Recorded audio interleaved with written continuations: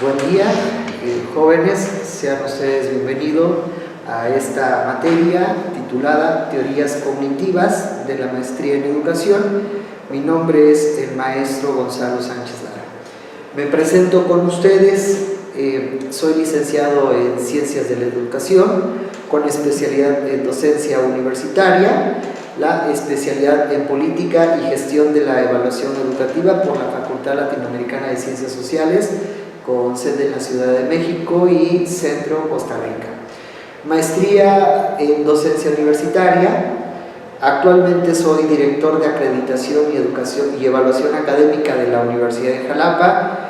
Voy a pedirles adelanto de una vez para pedirles una disculpa si en dado caso me llevo a atrasar con las tutorías por el cargo que desempeño.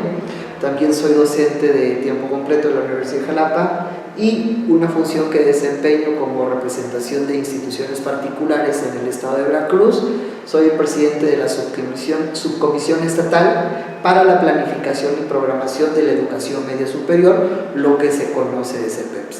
En este sentido, CEPEMS, como un organismo estatal, es quien se encarga de aprobar los planes y programas de estudio de media superior, pero en cuanto a particulares, somos los que damos el dictamen y bueno, soy parte de ello. Espero que mi experiencia y los conocimientos puedan ser mutuos, puedan ayudar y sobre todo a comprender la temática que hoy nos tiene aquí presentes. Si bien en este proceso de interacción, que es de manera sincrónica, quisiera que en el apartado de la plataforma, si tienen alguna duda o hay algún tema que quisieran ustedes especificar o sobre todo profundizar, pues tengan la libertad de hacerlo y con mucho gusto un servidor se abocará a dichas temáticas. De una vez de la semblanza, quiero dejar muy claro las reglas de este curso. Si bien tenemos establecido 4 sesiones, 5 sesiones, quiero ser muy claro con la parte de la responsabilidad universitaria, sobre todo la responsabilidad que debe tener un joven de posgrado. Sí es cierto que dentro del desarrollo de los planes y programas de estudio, cuando se hace un trámite de diseño curricular, que también es una de las cosas que me encargo en la Universidad de Jalapa, a veces se corre el riesgo de hacer un diseño curricular para jóvenes de licenciatura, sobre todo en el apartado de actividades de aprendizaje. Pero en maestría, en los tiempos actuales, hay un autor que cuando pueda, por cultura general, les recomiendo leer, que es Pierre Bourdieu. Bourdieu habla mucho sobre el capital cultural. Y uno de los puntos nodales para hablar de las competencias, y aquí tenemos esta parte de los pilares de la educación, es entender al sujeto de aprendizaje. ¿Por qué tomo estos puntos elementales? Porque alguien que estudia una licenciatura se dedica a reproducir el conocimiento, es decir, no va más allá de una propuesta, simple y sencillamente repetir lo que aprende dentro de ese proceso de licenciatura. Pero un posgrado a nivel maestría tiene que aplicar los conocimientos. Y un doctorado tiene que crear el conocimiento. Esa es la diferencia en estos 3 niveles educativos. Licenciatura, se reproduce el conocimiento. Maestría, se aplica el conocimiento. Y doctorado, se crea el conocimiento. En ese sentido, no puede escapar, jóvenes, la responsabilidad. Y para un servidor, el primer punto es la puntualidad. Por lo tanto, para la materia que voy a tener a bien compartir el conocimiento con ustedes y que ustedes también me compartan su conocimiento, la entrega de tareas deberá ser en tiempo y forma. ¿Por qué lo menciono? En los tiempos actuales, igual hay otro autor llamado Lipovetsky, tiene un libro titulado La Era del Vacío, junto con Zygmunt Bauman, que tiene otro texto titulado La Modernidad Líquida. Establecen que estamos en una era de vacío en donde el sujeto de aprendizaje no se compromete a realizar actividades. Tienen pretextos para poder entregar de manera responsable alguna actividad. En ese sentido, pues si somos estudiantes de un posgrado, la entrega de tareas pues debe de ser en tiempo y forma ya que el aprendizaje, ojo, autónomo en una maestría en línea implica ser un sujeto autodidacta y responsable. ¿Autodidacta en qué sentido? Tendremos elementos como la presente grabación y herramientas como las tutorías, pero no todo el conocimiento se da a través de lo que el docente va a dar en línea, porque recordemos que esta es una interacción en línea que no precisamente estamos en una educación escolarizada.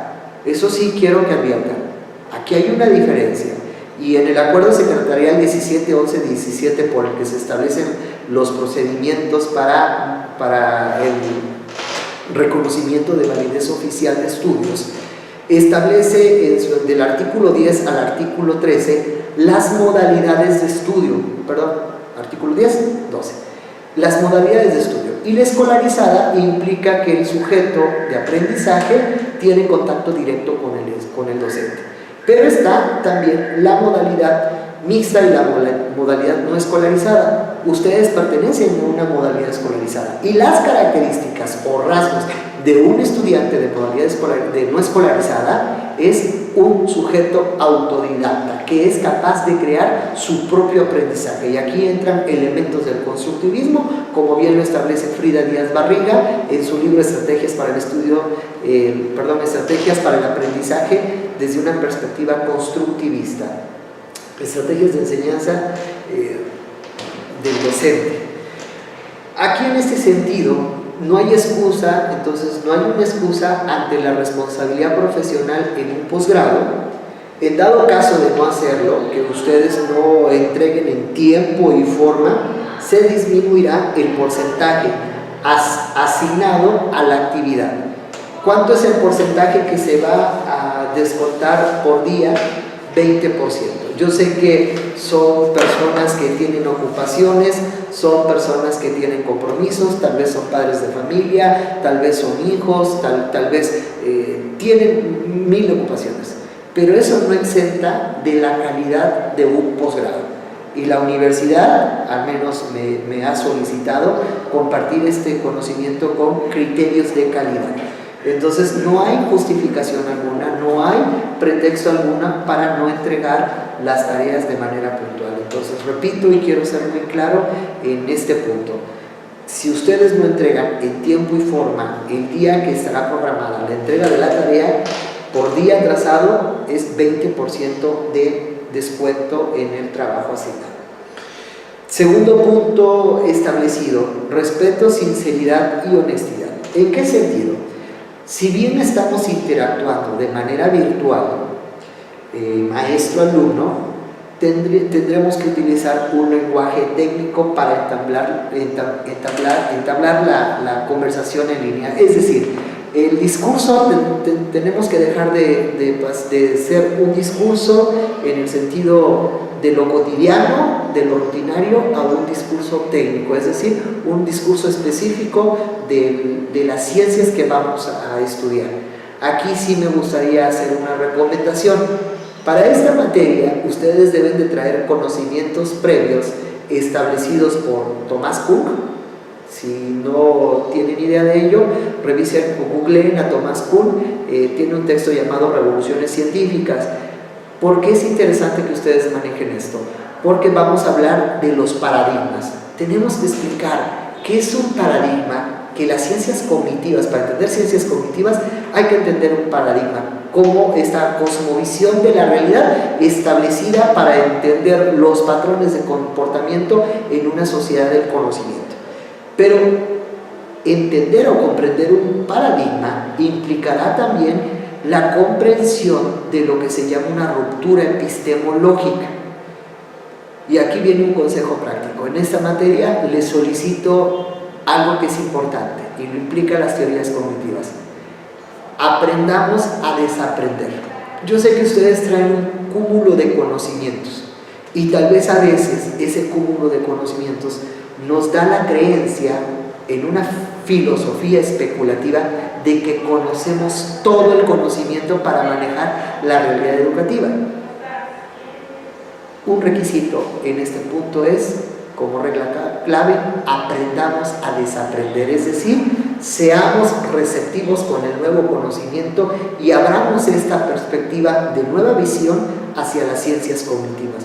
Porque si bien ustedes tienen fundamentos de teoría educativa, de teoría curricular, diseño curricular, planeación didáctica, práctica docente, sociedad de conocimiento en la educación, todavía estamos en un proceso de validez en lo que traemos ya como conocimiento previo, y el conocimiento que les voy a compartir implica pues un nuevo desaprendizaje de lo aprendido. En ese sentido, primer punto de sinceridad y honestidad, necesito que lean antes de realizar la conexión sincrónica o asincrónica. ¿Por qué es importante que lean? Si bien las sociedades actuales de conocimiento están decantando en que el sujeto de hoy no quiere leer,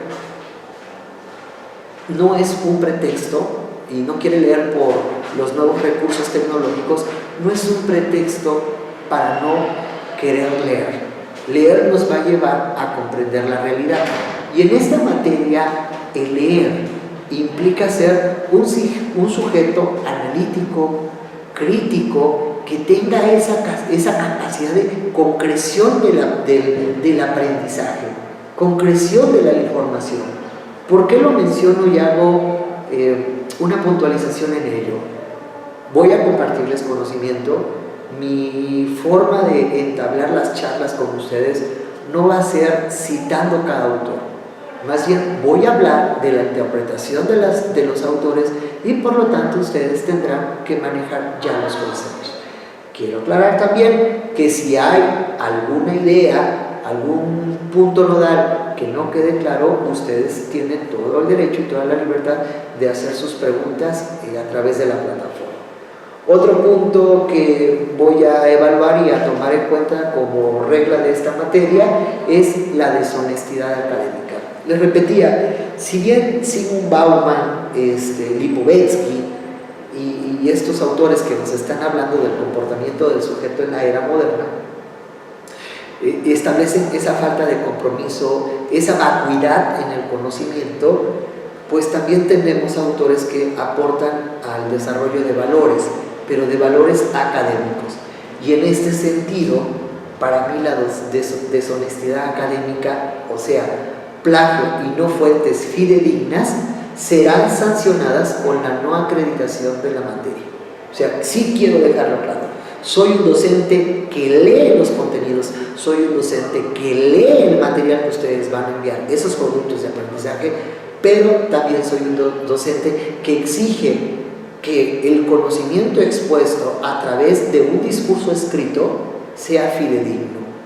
A mí no me interesa saber lo que piensa Gonzalo, o lo que dice Bourdieu, o lo que dice Lipovetsky, o lo que dice Baudrillard, Bachelard, o lo que puede establecer Delors con los pilares de la educación, o lo que puede establecer Thomas Kuhn.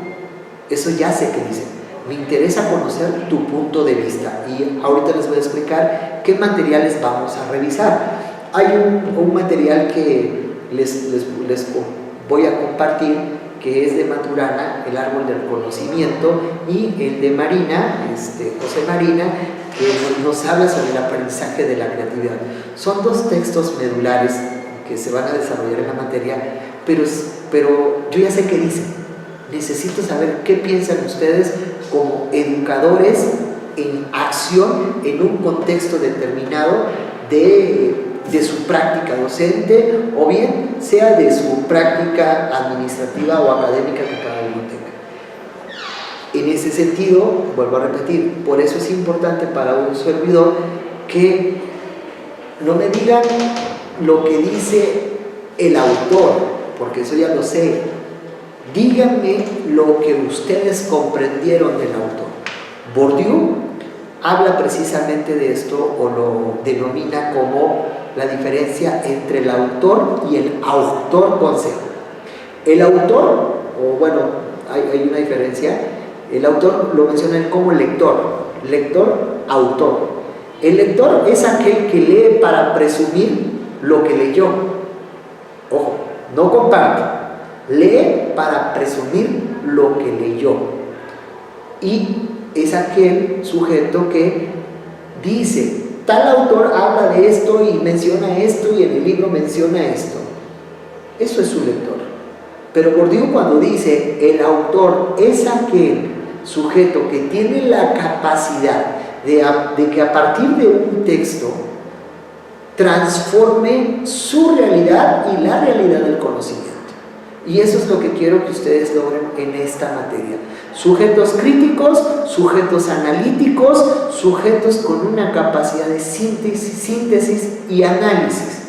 Si bien por instrucción o práctica que se da en la Universidad Unitex se piden ciertas cuartillas, tanto un resumen como una síntesis tienen elementos muy esenciales que ustedes se van a dar cuenta. Si bien tuve que establecer unas cuartillas, no podemos dar por hecho un número excesivo para hacer un resumen. El resumen tiene que ser algo concreto, darnos las ideas elementales. Pero la síntesis, y aquí sí quiero aclararlo, la síntesis es la concreción abstracta de un conocimiento. En ese sentido, quiero leerlos a ustedes. No quiero leer a Maturana, no quiero leer a Marina, quiero leer a cada estudiante que va a estar interactuando conmigo en esta materia. Por lo tanto, repito, la deshonestidad académica, plagio y fuentes no fidedignas serán sancionadas con la no acreditación de la materia. Siguiente punto, disposición para trabajar los materiales. Les repito, estamos en un posgrado, no estamos en una licenciatura en línea, estamos en un posgrado que es en línea y por lo tanto el nivel del discurso y el nivel de la capacidad de lectura tiene que aumentar. Por ello, repito, no hay pretexto alguno para no realizar las lecturas, mucho menos las actividades. En ese sentido, la tercera regla que pongo es con respecto a los foros. En los foros no voy a permitir y les solicito que no se lleve a cabo esto, chismes personales o institucionales. Es que quise entrar al foro, pero que el foro no estaba abierto, esto no. La institución es una institución de prestigio, tiene una responsabilidad y la apertura del foro va a estar en tiempo y forma. Las actividades normalmente están diseñadas de sábado para jueves. ¿Por qué se pone jueves? Porque un servidor tiene que leer. Entonces, esta parte sí les pido el compromiso. Alguien puede decir, no, es que yo trabajo todos los días. Les recuerdo, el día no tiene 24 horas, sino tiene 36. Y eso es una lógica sartreriana que vamos a revisar más adelante con la lectura del aprendizaje de la creatividad. Y ser claro, los foros son para interacción académica disciplinar, no para chismes, no para quejas institucionales. Por lo tanto, el discurso en efecto deberá ser objetivo y en relación al tema, con un nivel crítico y reflexivo. Y la cuarta recomendación es seguir las instrucciones al pie de la letra. Si bien es cierto, esta parte instruccional yo me he percatado por experiencia en otros cursos en línea, a veces leemos por leer, pero no leemos para comprender una lectura. Y la comprensión de lectura implica saber resignificar, saber interpretar un texto. Entonces, si hay alguna duda, algún inconveniente con alguna instrucción que no se entienda, tengan la libertad de decirlo a tiempo, de exclamarlo a tiempo. Un servidor, repito, estará al tanto de las actividades asignadas a través del foro, a través del chat, porque la plataforma tiene un chat, entonces pueden conectarse. Lógico, yo estaré revisando la mayor parte de las dudas por la tarde-noche, porque repito, tengo un cargo que me impide a mí estarlo revisando a cada minuto. Pero bueno, mi compromiso es con la institución y sobre todo con ustedes, compartir el aprendizaje. No les vengo a enseñar, vengo a compartir el aprendizaje con ustedes. Al respecto, pues, ¿cuáles van a ser los criterios de evaluación? Cuando estaba realizando la actividad qué criterios iba a evaluar, qué puntos se iban a ponderar. Reflexionaba en esto que les decía. Un posgrado no es para elaborar como producto final un examen, porque repito, la licenciatura es para reproducir el conocimiento. Un posgrado, una maestría, es para aplicar el conocimiento. En este sentido, los criterios de evaluación se sustentan de la siguiente manera. Ustedes van a realizar en la primera semana, en la primera sesión, como quieran llamarle o como acostumbren a llamarle, una matriz de inducción.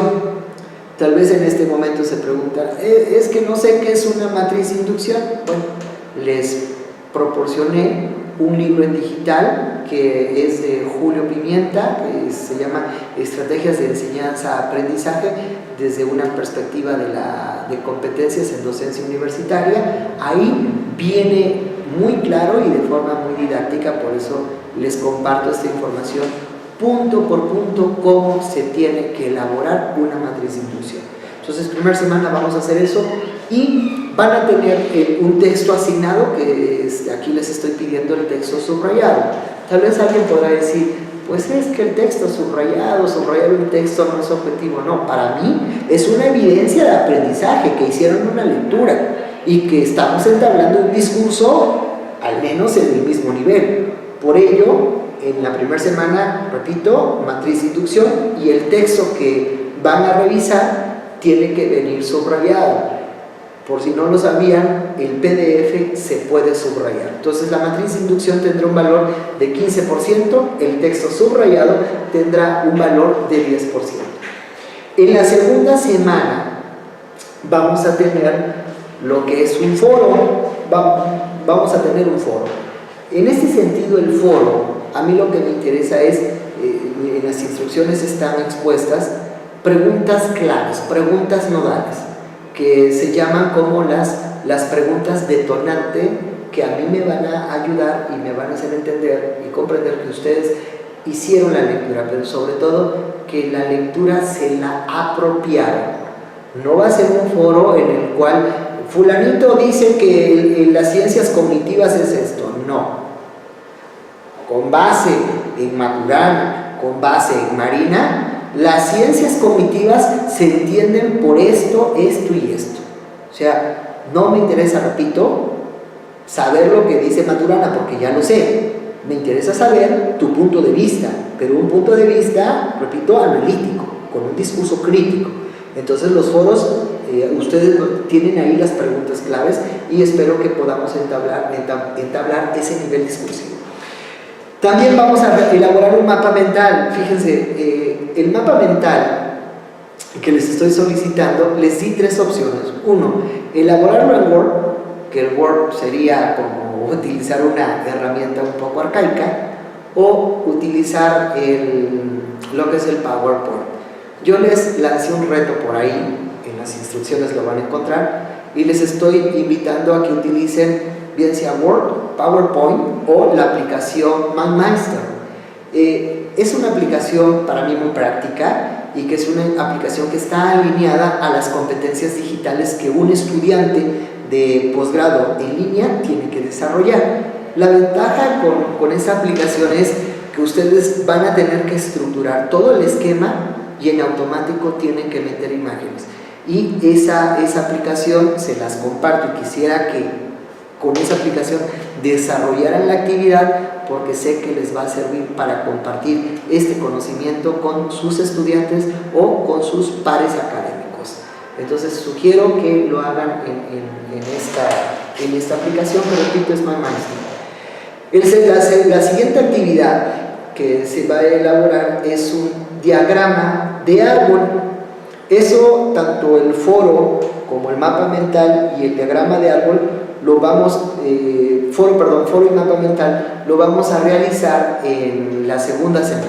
Y el foro tiene 10%, porque son 2 foros, pero el primero vale 5% y el segundo pues vale 5%, lo que equivale a que el foro tenga un porcentaje de 10%. Mapa mental, 15%. En la tercera semana les estoy solicitando realizar un diagrama de árbol. El diagrama de árbol, repito, ¿Cómo lo vamos a elaborar? Tienen un texto base, que es el de Julio Pimienta, y ahí viene de manera didáctica, de manera práctica, cómo se elabora un diagrama de árbol. Porque si bien en la educación estamos acostumbrados a lo que dice Frida de Abantías Barriga, Sarramona en teorías educativas, que nos dicen, a ver, esto es un diagrama de árbol, pues son criterios dispersos. Por eso estoy estableciendo este libro, para tener un criterio único, general, y que no se tenga esa concepción errada de lo que es un diagrama de árbol. Ahí les especifiqué en qué número de página y capítulo está esa estrategia de enseñanza y aprendizaje. En la misma semana, en la tercera, tendremos un resumen. Aquí el resumen no tiene, repito, por criterio institucional me piden una cantidad de hojas, pero un resumen tiene la finalidad de tener esa capacidad de concreción intelectual, concreción de información. Si ustedes no son capaces de concretar el conocimiento en 3, 4 cuartillas, les invito a que hagan una autoevaluación. ¿Qué tanto sé resumir un contenido? Y más bien, sé cuál es la estrategia para hacer un resumen. Lo que yo enseño de resumen es lo que realmente se establece como resumen. Son interrogantes que cada uno tiene que responderse de manera personal. Repito, está un libro base donde ustedes tendrán la oportunidad de tener punto por punto cómo se elabora.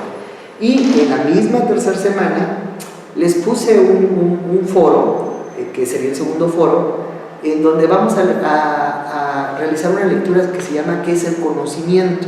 Y aquí viene un conocimiento previo que ustedes deben de tener. Si no, sugiero que lean a Joachim Giesen, que tiene un texto titulado Epistemología, que es teoría del conocimiento, y ahí nos dice todas las corrientes epistemológicas que existen para poder dominar, para poder comprender al objeto, que en este caso es la realidad. ¿Cómo el sujeto conoce? Giesen en su texto nos habla de las diferentes formas de llegar a ese conocimiento. Y el primero, que es el dogmatismo. El dogmatismo no es otra cosa que dar por hecho la existencia del conocimiento. El escepticismo no es aquel que cuestiona las cosas, sino que pone en duda la existencia del objeto, o sea, de esa realidad. Y van a encontrar todas estas corrientes con terminología de ismo que deben dominar. ¿Por qué? Porque el texto de qué es el conocimiento les va a exigir ese conocimiento previo. Repito, si ustedes no comprenden la lectura, no se deba a que, o no se va a deber a que es algo desconocido, o que ustedes no tengan como conocimiento. Sí tienen ese conocimiento previo, pero les sugiero revisen a Giesen para que el texto de qué es el conocimiento lo puedan manejar y lo puedan comprender. Y no se limiten, por favor, en el aprendizaje. Si el texto no lo están comprendiendo, utilicen a San Google, googleen la palabra que no entiendan. Y toda la parte de teorías cognitivas tiene que ver mucho con la filosofía, tiene mucho que ver con la psicología, tiene mucho que ver con la antropología. Por lo tanto, son disciplinas que hacen una aportación a las ciencias cognitivas. Pero para entender a las ciencias cognitivas necesitamos comprender parte de esas disciplinas, la inteligencia artificial, para comprender el concepto de sinopsis. Entonces, detallitos como estos les van a exigir que las lecturas que les estoy dando como básicas, estableciendo para esta materia, tengan lecturas complementarias. Repito, yo no les voy a dar, o mi intención no es darles un conocimiento, es compartir, pero el compartir implicará que ustedes sean autodidactas, sean autosugestivos, autocríticos y autoanalíticos, y se pregunten qué tanto sé y qué tanto puedo manejar. Por último, trabajaremos lo que es un resumen, ya les decía resumen, perdón, la síntesis. La cuarta semana vamos a leer, que es un texto que a mí me fascina, que es el aprendizaje de la creatividad, de José Marina. Y ahí vienen muchos mitos que hay que desmitificar. Hay un autor que espero que hayan leído, que es de Juan Miguel Zunzunegui, tiene un libro llamado Mitos que nos dieron traumas, México en el diván, desmitificando la historia. Lo tomo él como referente porque cuando ustedes lean el texto de Marina, se van a percatar que tenemos muchos mitos de la educación, muchos mitos de cómo aprender la creatividad. Y voy a poner un ejemplo muy claro. Vean ustedes la presentación. Pensamos que la innovación educativa es proyectar una diapositiva. Pensamos que la innovación educativa es un aula invertida. No, la innovación educativa va más allá de eso, va en cuanto al diseño curricular de un perfil de egreso, al diseño curricular de una licenciatura, pero en los niveles de acreditación y evaluación de un programa de estudios. Innovación educativa, quitémonos esa idea, no es emplear un PowerPoint. Bueno, aquí yo hice la presentación en Canva. No es utilizar Canva, no es utilizar MindMaster, no es utilizar el aula invertida, el aprendizaje dual. No, innovación educativa va más allá de estas simples técnicas, va en lo que se puede concebir de la educación actual y cómo puedes proyectar esa educación en una sociedad del conocimiento, y una sociedad del conocimiento que implica conocimientos actualizados, que implica conocimientos realmente verídicos.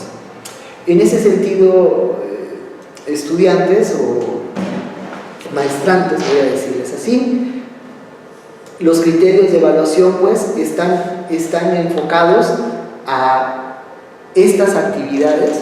No hay un examen, para mí, y es un punto personal y será válido si algún maestro lo mira así.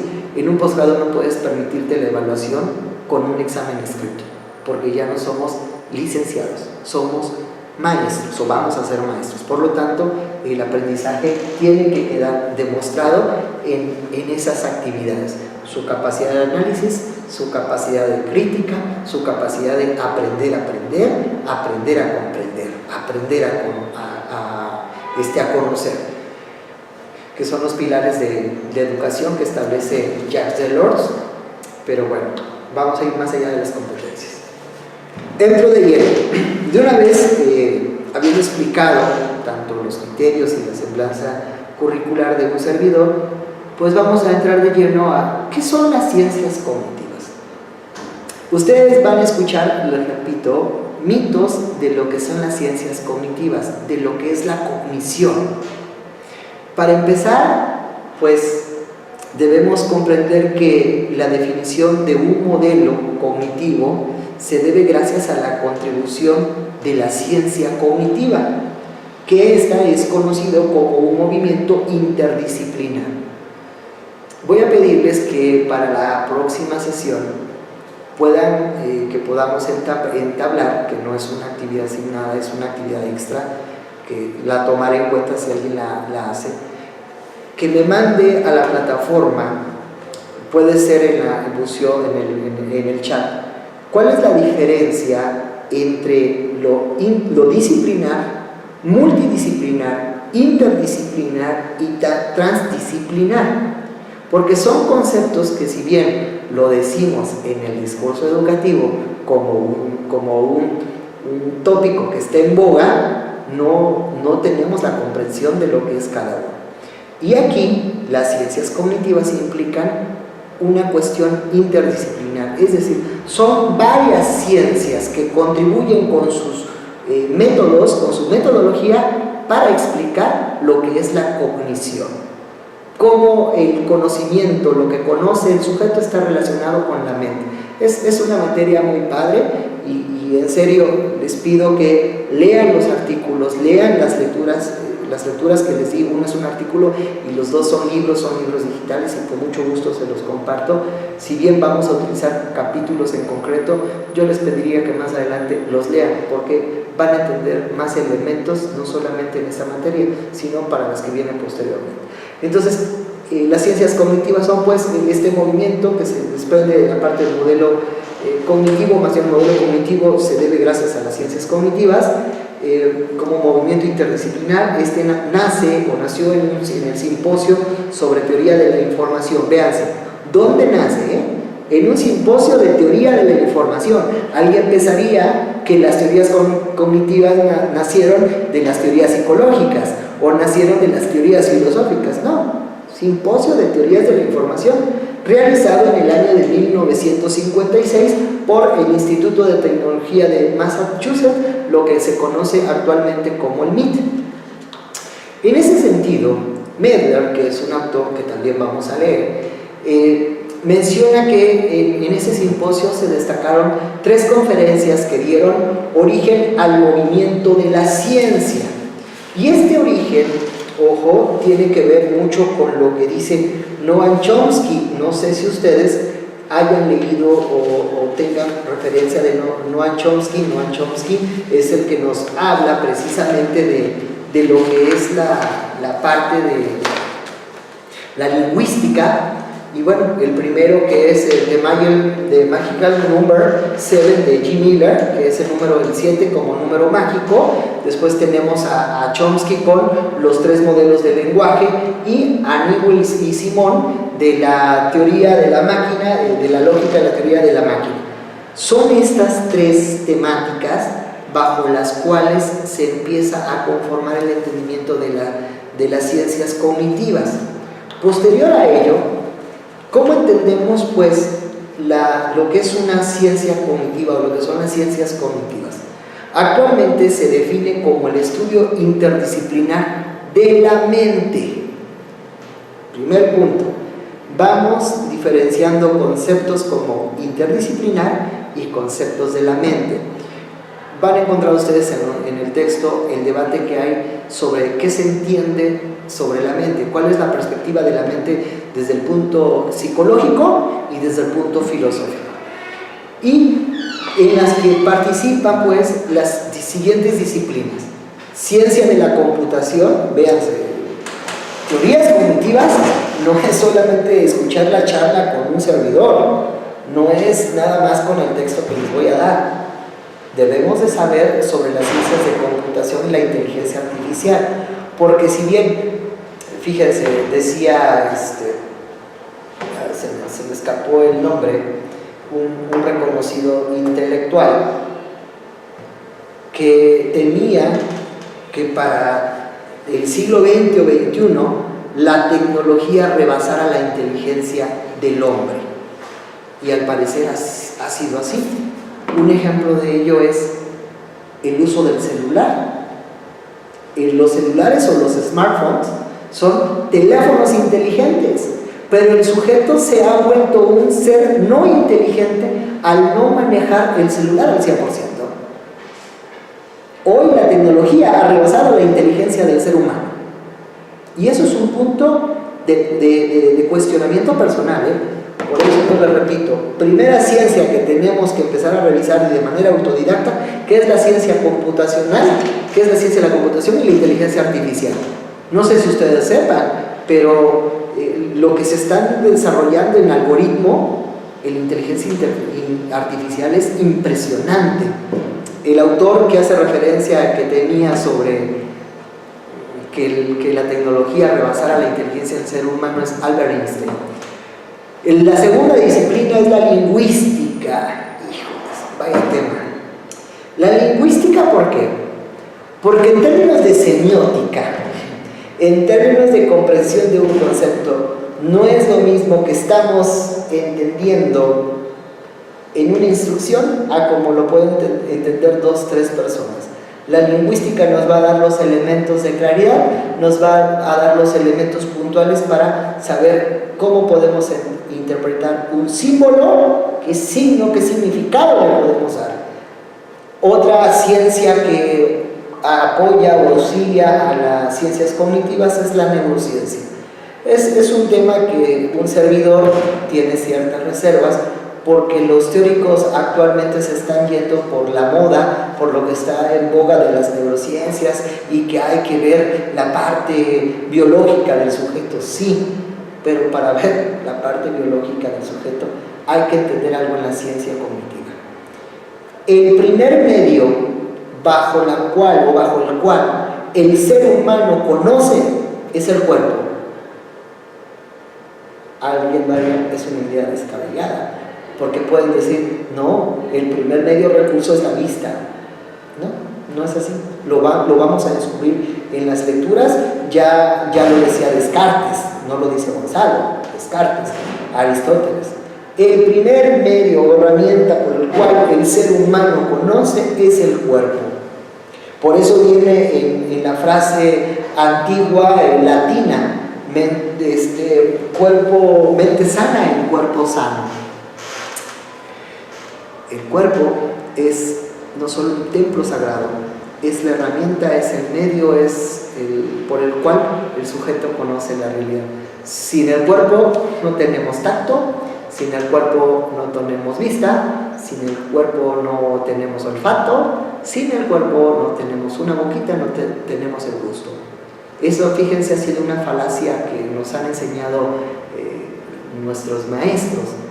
Decir, ¿cuál es el primer momento de conocimiento del sujeto? Las emociones. Primer punto falso. ¿Cuál es el otro con los que conocemos con los sentidos? No, es el cuerpo, es el cuerpo.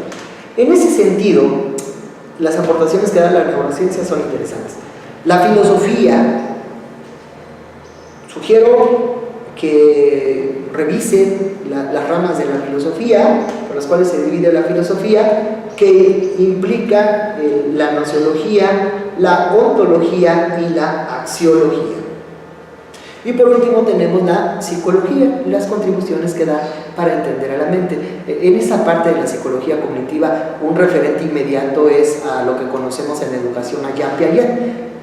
Jean Piaget nos habla sobre la psicología la cognitiva del sujeto, cómo se desarrolla, y bueno, ahí nos explica las etapas preoperacionales, las etapas operacionales, bajo las cuales el sujeto va aprendiendo esos niveles o va desarrollando esos niveles de concreción, de conocimiento de la realidad.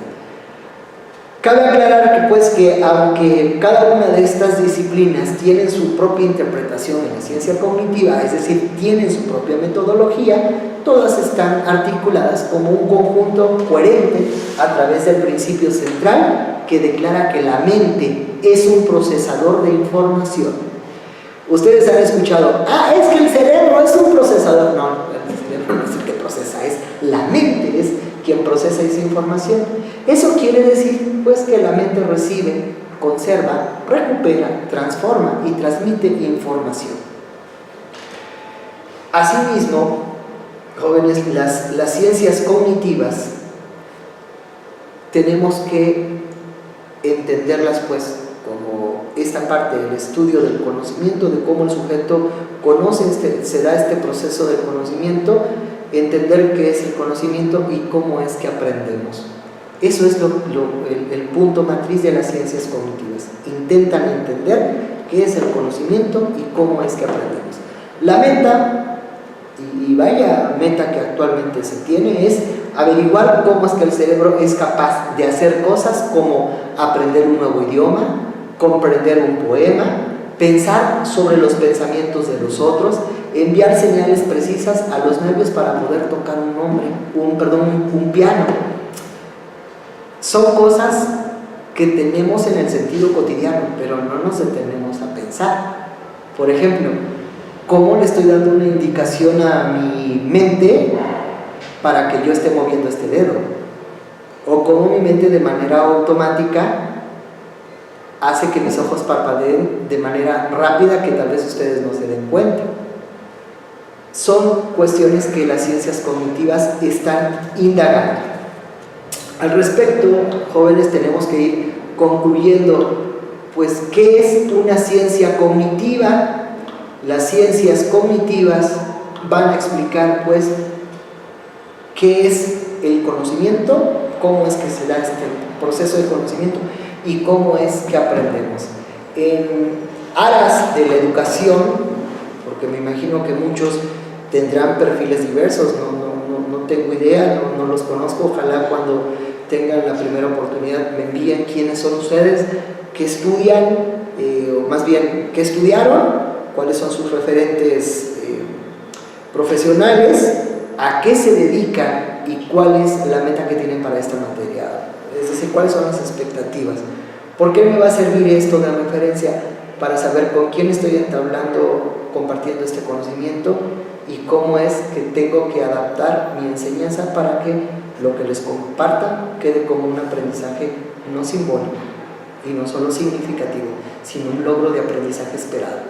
Entonces, sí les voy a pedir que, por favor, en cuanto puedan, después de que vean este video, puedan enviarme por el chat quién es el sujeto que está atrás de la otra pantalla. Y bueno, como referencia bibliográfica de esta charla fue tomada de Julian Hara Einter, de Ciencias Cognitivas, Saber Más. Es un texto muy práctico. Les repito, espero y les sirva como una breve introducción. Quiero aclarar, esta definición que les di de ciencia cognitiva es un acercamiento. No es la neta del planeta, ni es lo que vamos a descubrir en este momento. Es parte del descubrimiento o del proceso educativo que vamos a tener hasta la última sesión. Pues cierro esta charla con ustedes. Concluyo con invitarles pues a que tomen esta materia no como una materia más, sino como una materia que pueden aprender y con mucho gusto un servidor les va a aportar y les va a compartir ese conocimiento. Por mi parte es todo, que tengan un excelente día. Si tienen dudas, ya saben, ahí está el chat. Cualquier situación que tengan con lo que es el avance programático, háganmela llegar. Con mucho gusto estaré para servirles. Lo repito, yo trabajo en otra institución, tengo el tiempo limitado, pero con mucho gusto, con mucho placer y con compromiso a la Unitex, que es una universidad que tiene un prestigio, pues responderé al tiempo según tenga mis responsabilidades y con el compromiso que estoy adquiriendo. Tengan un excelente día, por mi parte es todo. Muchas gracias.